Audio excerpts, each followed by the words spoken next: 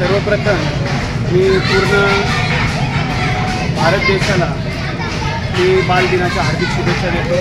आज आपल्या भारताचे पहिले पंतप्रधान श्री पंडित जवाहरलाल नेहरू यांचं वय असतं। हे वय फ्युचरमध्ये त्यांचं वय वाढणारं वय असतं। या वयात जर त्यांना आपण योग्य प्रोत्साहन दिलं, योग्य मार्गदर्शन केलं तर ती वाढतात। त्याच्यामुळे हा बालदिन साजरा केला जातो।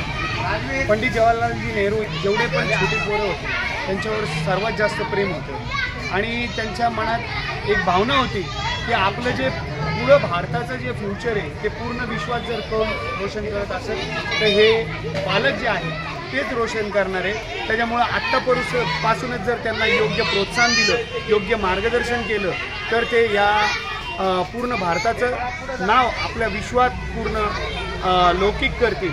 त्याच्यासाठी आपल्या श्री संत तुकाराम संत गोरोबा बालविज्ञान निकेतनचे शिक्षक, पूर्ण शिक्षकेतर वर्ग, खास करून पाटील सर असू द्या, अनवर मोमीन सर असू द्या, हे फार मेहनत घेतात। त्यांच्या या मेहनतीला मी हार्दिक शुभेच्छा माझ्यातर्फे व पूर्ण व्यापारी संघटनेतर्फे या ठिकाणी देतो।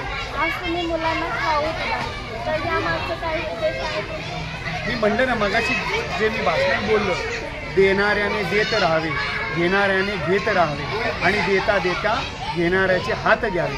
म्हणजे मी दिलेलं नाही, ॲक्च्युली मला कुणीतरी दिलं असेल। मला माझ्या परमेश्वर आज भगवान महावीर चरणी मी एक हे अर्पण करतो की 24 तीर्थंकर असतील, यांनी मला दिले, मी माझं घरचं दिलेलं नाही। त्यांचे हात मला दिलेत, त्यांचे हात मी घेतलेत, माझे हात यातलेच कुठले तरी बालक उद्या घेतील, ही माझी भावना आहे। त्याच्यामुळं मी दिलेलं नाही, ते त्यांच्या नशिबात होतं, त्यांनी घेतले आणि तेच माझे हात ते घेतील, ते पुढे या भविष्यात हे करतील, हे असं मला वाटतं। आज बालदिनानिमित्ताने तुम्ही मुलांना मी एवढं सांगेल की खूप खेळा, खूप शिका, मोठे व्हा, समृद्ध व्हा, आपल्या देशाचं नाव मोठं करा। नमस्कार सर, आज आपण तुम्ही या स्कूलमध्ये तुम्ही काय मुलांना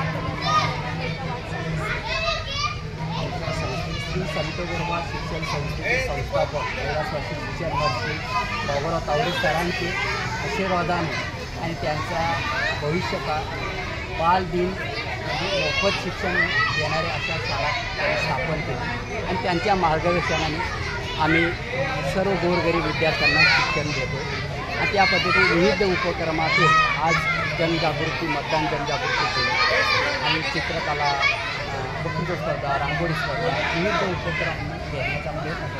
आणि विद्यार्थी हा देशाचा नागरिक घडवणारा नवीन देश, तंत्रबुद्ध देश होईल असा